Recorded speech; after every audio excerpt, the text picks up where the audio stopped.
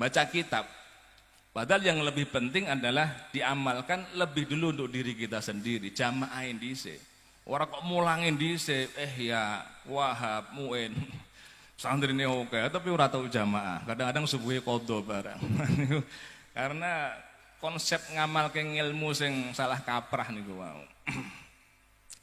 Dan kenapa menghafal Quran itu harus di pondok?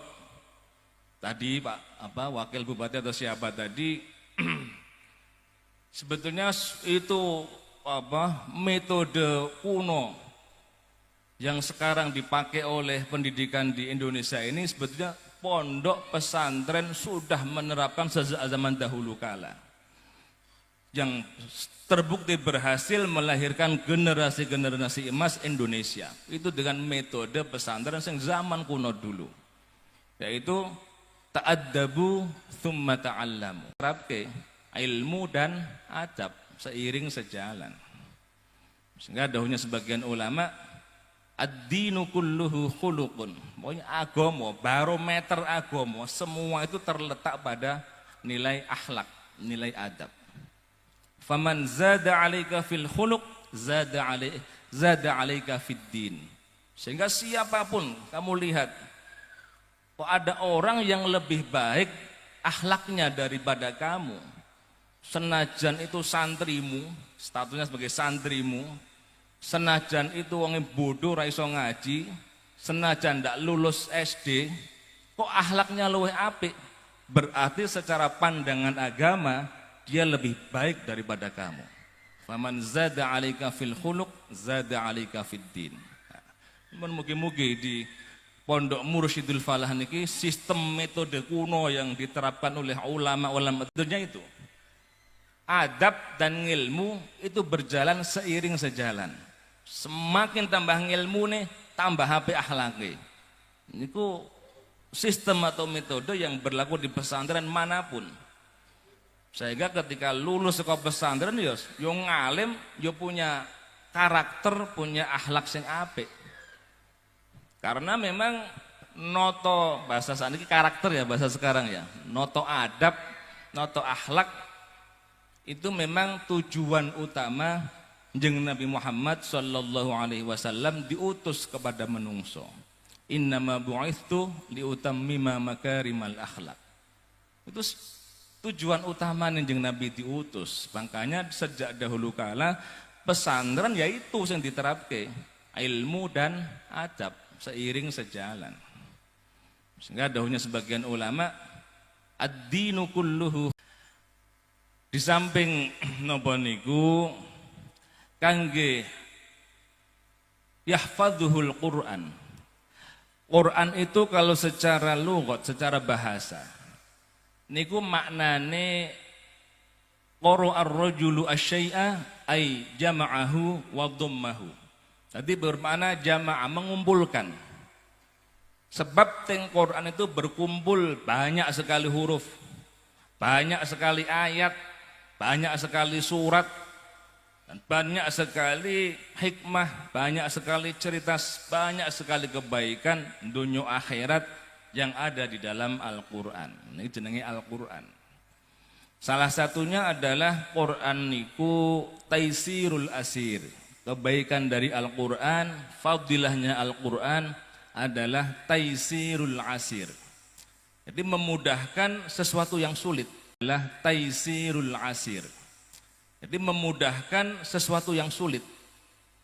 Makanya saya pernah melihat, terutama di sini kan ada sekolah formalnya. Itu saya cukup aneh ketika melihat seorang wali santri, saya pas sowan di seorang kiai, ada wali santri memamitkan anaknya begini bahasanya. Mbah Yai, ini anak saya mau ikut ujian nasional. Anak saya mau saya tarik dulu, saya bawa pulang dulu biar fokus belajar menghadapi ujian nasional. Nah, ini loh. Saya sangat muskil ini. Di mana seorang yang sedang mengaji Al-Quran, menghafalkan Al-Quran, kok menghadapi ujian nasional justru Qurannya malah ditinggal, mau fokus ngaji. Itu tidak ketemu ini. Ya, seharusnya dibalik. Ketika ada ujian ditambah ngaji nih. Liane semua untuk diamalkan konsepnya niku. Sesuai kebutuhan. Nah kadang-kadang masalahnya santri itu yang dibayangke ngamal ke ilmu dianggapnya harus punya pondok. Dia harap di bayangannya itu harus punya majelis taklim atau punya lembaga yang lain. Padahal yang jadi ngamal ke ilmu yang pertama ya dilakukan untuk diri sendiri, diwaca terus tiap hari katam, baleni, katam diulangi lagi. Mulane banyak karena pikiran yang ngamal itu harus mulang, harus punya lembaga. Nggih nyuwun sewu, kadang-kadang itu banyak orang-orang santri-santri sing mulangi ya, mulangi sregep santrine oke. Tapi ora pati jamaah. Tapi jamaahnya ndak pati, itu kan banyak ya sekarang ya. Mulang baca Wahab, baca Mu'in dan lain-lain. Tapi jamaahnya cuma maghrib. Karena berarti sekali maju 3 halaman bisa, 2 halaman bisa cepat. Tapi setelah itu enggak ngaji seminggu, tulan kemana enggak tahu. Nah itu akhirnya yang jadi lama itu. Tapi yang saya tuh kalau maju itu satu ayat. Satu ayat dan satu ayat betul itu. Pertama dari awal. Bahkan sampai saya hatam pun, saya itu seingat saya tidak pernah ngaji 1 kali maju, 1 koco, 1 halaman, tidak pernah saya. Paling buahnya itu 1/2 halaman. Kumantil apa tertancap di dalam hati daripada buahnya, tapi cepat hilang. Biasanya kalau cepat katam, ya cepat hilang. Cepat katam, ya cepat lali. Tapi kalau pelan-pelan akhirnya asarnya Quran itu asar setiap hari bergaul dengan Quran, setiap hari membaca Al-Quran itu akan sampai di dalam hati. Bifadlillah hatam Al-Quran itu barokah istiqomahnya bapak saya. Bukan istiqomah saya, tapi istiqomah bapak saya. Jadi bapak saya Allah yarham Ki Harir itu pokoknya jam ngaji itu harus ngaji di mana saja. Pasti ada yang mencari saya, ada tim pemburu saya itu ada. Di mana saja bawa pulang, masukkan kamar, ngaji sampai bisa. Itu sehari 4 kali itu seperti itu Bapak. Dan alhamdulillah bisa hatam sampai sekarang juga masih beranilah lakuan sama Pak Dayat. Yang salah dodok berani saya. Satu kata yang salah dodok itu kalau di pondok seperti itu. Nanti 1 juz, baca 1 halaman, yang salah dodok. Lah putranya kiai-kiai, itu kebanyakan tuh cerdas-cerdas, pinter-pinter.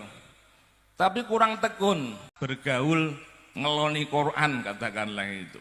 Jadi tidak perlu berkecil hati ketika ada seorang hafid atau hafidhah yang menghatamkan Al-Quran lama sekali. Dan di tempat saya di Pondok Betengan, pondoknya Mbak Sabah Faridah ini, justru yang lama-lama itu anaknya kiai-kiai. Nanti anaknya kiai itu lama-lama sekali di sana. 7 tahun, 9 tahun, bahkan ada yang 15 tahun baru khatam itu. Anaknya kiai. Karena apa? Karena ini wali santri supaya tahu, dan mbak-mbak kangkang ini biar tahu. Yang dibutuhkan untuk menghafal Al-Quran itu bukan pinter, bukan IQ-nya, bukan cerdas. Kalau menurut bapak saya, cerdas itu nomor 17 yang ngapal ke Quran itu, nomor 27. Yang penting apa? Nomor 1 tekun dan istiqomah.